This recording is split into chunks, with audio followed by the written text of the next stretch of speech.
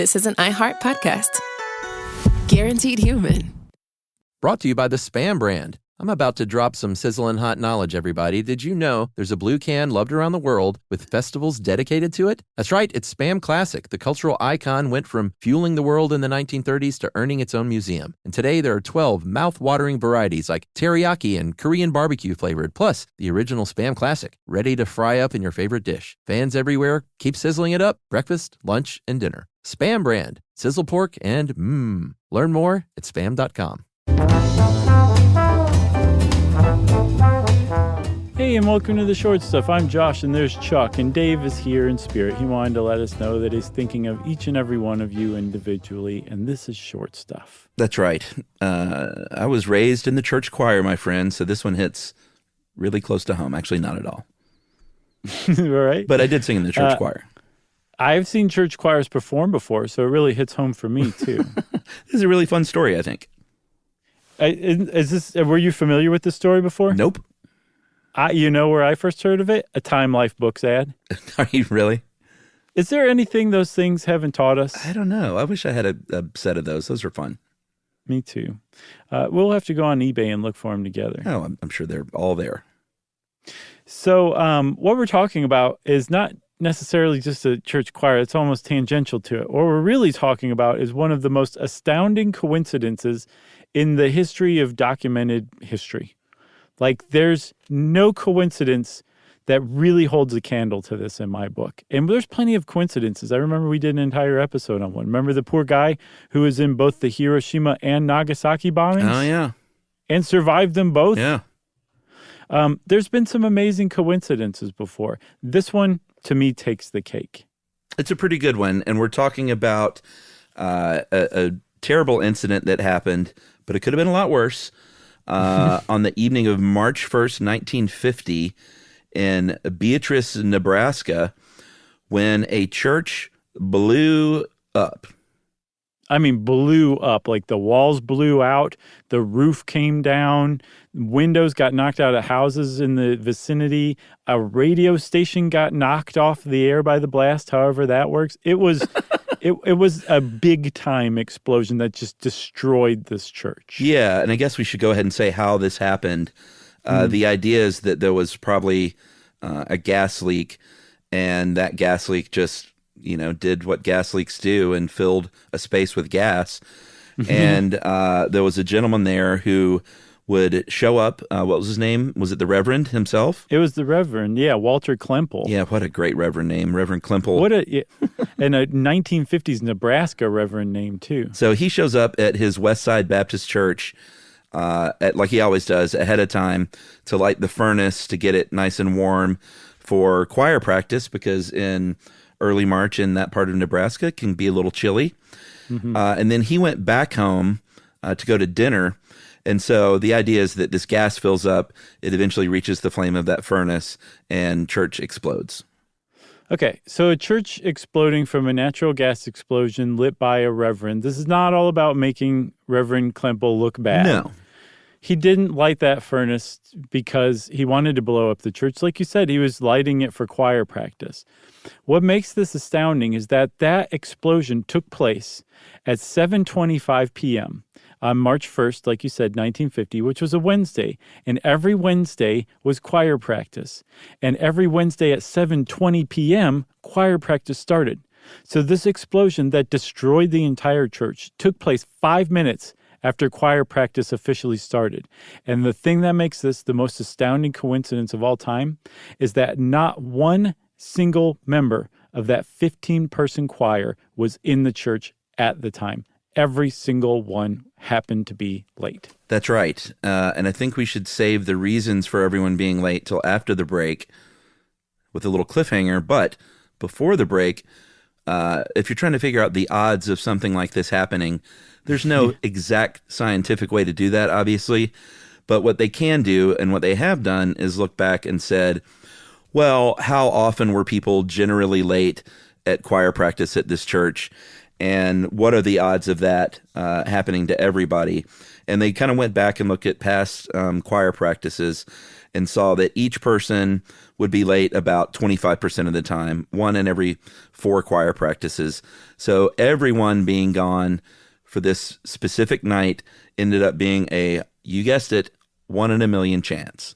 Yeah, I think all of them had either an equal chance or twice the chance of being struck by lightning that year as this actually happening, as all of them being late for choir practice at the same time. Okay, I think that's a great setup. We'll come back after our short break, and we'll talk about why these folks were late right after this.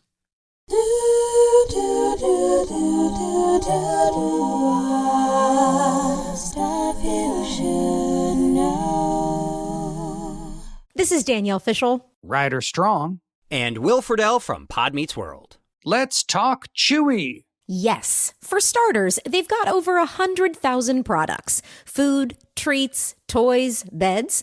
And as a dog and a cat mom, I can go to Chewy for literally anything I need, and it ships fast. And Chewy's customer service is unreal. Day or night, they're ready to help. You know what else I love? They handle prescriptions, pet insurance, telehealth vet visits, and they're rolling out vet clinics across the country. For life with pets, the answer is Chewy. Save $20 on your first order with free shipping at chewpanions.chewy.com/world. Joy is essential, and it's also elusive. You can't order it, you can't borrow it, or simply hope it into life. But now, there's a new and exciting way to start your journey toward a more joyful existence. Joy 101. It's a new podcast hosted by me, Hoda Kotb. Together, guys, we'll have meaningful conversations with the world's most fascinating people. Entertainment legends, sports icons, wellness experts, and everyday people will share how they find, allow, and experience joy. And I'll offer some of my own tips and takes on seeking a more balanced and harmonious life. If you're craving inspiration, support, and useful tools to maximize your joy, tune into these candid, uplifting, and moving on-air chats. Joy after a breakup, joy as an empty nester, joy after a loss, joy as a caretaker. This new podcast will speak to you. Listen to Joy 101 on the iHeartRadio app, Apple Podcasts, or wherever you get your podcasts.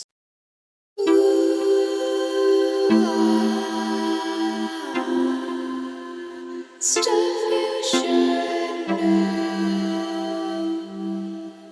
So before we get going on the reasons, I think one important thing we didn't point out is it's not like everyone got on a bus somewhere to go to choir practice and the bus broke down. Like everyone was late for their independent reasons. Some had a little bit of overlap, as we'll see, but that's sort of the remarkable part of all this. Yeah, it is amazing. So Reverend Klemple, he usually got there as early as anybody. He usually got there about 7:10. And it turns out that his daughter, who was going to come with him, Marilyn Ruth, the dress she had put on it was dirty. So his wife, the Mrs. Reverend Walter Klemple, had to put a new dress on the ironing board, get it ready, and that made the family late. That's pretty okay. I like that one. That's a good one. It just keeps going from there, though. And we should mention we could not find Reverend Walter Klemple's wife's name. We are not just doing the antiquated thing of calling a woman Mrs. So-and-so husband's name. Right. Thank you for that. Of course. So let's go over some of these. All right. So like I said, it just keeps going from Reverend Klemple and his family's reason for being late. Next up, we've got LaDonna Vandergrift, which sounds like a made-up name. It does. She was struggling with a geometry problem. She was a sophomore in high school, and she was like, I'm not letting this problem beat me. I have to finish this before I leave for choir practice. That's the best part of this whole story, I think.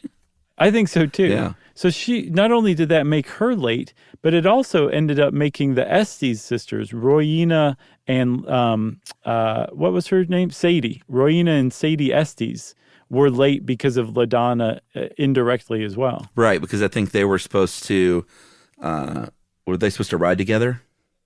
Yeah, well, no, they had car trouble. The Estes sisters had car trouble. Oh, okay. So they called LaDonna Vandergrift and said, hey, can you come pick us up? She said, just after I figure out this Pythagorean theorem thing. Oh, yeah. So they were supposed to ride together. I got you. Yeah. But they weren't supposed to. They only called her. But they would have arrived had their car not been in trouble. And then even furthermore, had LaDonna not been doing geometry, all three of them might have made it on time. Yeah, they were double blessed. Yes. That's what pretty you call amazing it. stuff. And of course, the reason I say double blessed is obviously with a situation like this in a church, the entire church believes that this was God's hand leading them away from that explosion. Yeah, naturally, I would too. Indubitably. What else do we have here? We have Mrs. Leonard Schuster, and Schuster went to her mom's house to get her ready for a missionary meeting, apparently. So that's what made Schuster late. Right. Had to untie her mom's shoes and then retie them each to their own shoe. What about Herbert Kipf? He was a lathe operator, that's a lathe operator in Nebraska's name in 1950 for sure. Yeah. He supposedly had a letter that he had been putting off writing, and he finally sat down to write it, and the letter itself made him late. And that's apparently unusual for him. He wasn't necessarily the most prolific letter writer, but that was the one for him. You know what it sounds like to me? What? It sounds like choir practice wasn't much of a priority for anyone there. It kind of sounds like it. I got a math problem. I really need to write this letter. Yeah, or Joyce Black really demonstrates that too. She was a stenographer. She said, and by the way, she was saying all this, they were all saying all this stuff to Life magazine, yes, which did a article on this a couple of weeks after it happened called Why the Choir Was Late. She said, I was feeling just plain lazy. It was very cold out. My house was cozy and toasty, and I was just hanging out there. All right. That's why I was late. She was the most forthright of all of them. Yeah, very honest, very honest. The piano player herself, Marilyn Paul, usually the piano players, they're pretty early, and I think Marilyn had a knack for arriving about a half hour early. But old Marilyn must have eaten some turkey for dinner because she fell asleep, and her mom woke her up at 7:15, and she said, all right, well, I got to get out of here. I'm kind of already late. And it says here, she only had time to tidy up and then leave. Right. It's like, I'm running late, but let me clean up a bit first. So her mom was actually the choir director, and she was late because Marilyn was late. So I like in all this stuff too, I wonder if like she was mad at Marilyn or was like, why are you not waking up? It's 7 p.m. Who naps like that?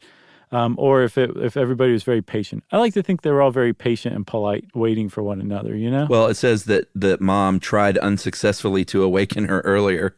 Right. That's what I'm saying. I love it. There was a gas leak at church and a carbon monoxide leak in the Paul's house. Will you wake up? And then Lucille Jones and Dorothy Wood, they were neighbors, and they were both in the choir, so they would naturally ride together. Mm-hmm. And one of them, I think it was Lucille. Lucille was listening to a radio program from 7 to 7:30, probably Mannix or Kojak. Right. Again, Dorothy was just sitting there patiently waiting for her friend to finish listening to this radio program. Unbelievable. We also left out Harvey All, the last one. What did Harvey do? He had the worst excuse of all of them. He was taking care of his kids. His wife was out of town. Oh, right. And he started talking, and I guess talking makes Harvey lose track of time, but he lost track of time and ended up being late. Who's he talking to? I guess as kids, I'm not sure. I could not for the life of me find that Life magazine article directly. We have to thank our friends at Snopes for helping us out big time with this one. Yeah, it's probably the kids were like, Dad's finally talking to us. Right. He's paying attention to us. Yeah. But I can tell he doesn't know what time it is. Yeah, this is one of those stories I'm glad there wasn't some gross, dark thing underneath. Nope. It was all above the boards and amazing. So all of those people, for all those different reasons, were late to choir practice. And had they all made it on time, they would have perished in that explosion. I love it. Thanks, Time Life Books. Thanks, Snopes. Thanks to you, Chuck. Thanks to Dave for producing this. Thanks to you guys for listening to it. And Short Stuff is out. Stuff You Should Know is a production of iHeartRadio.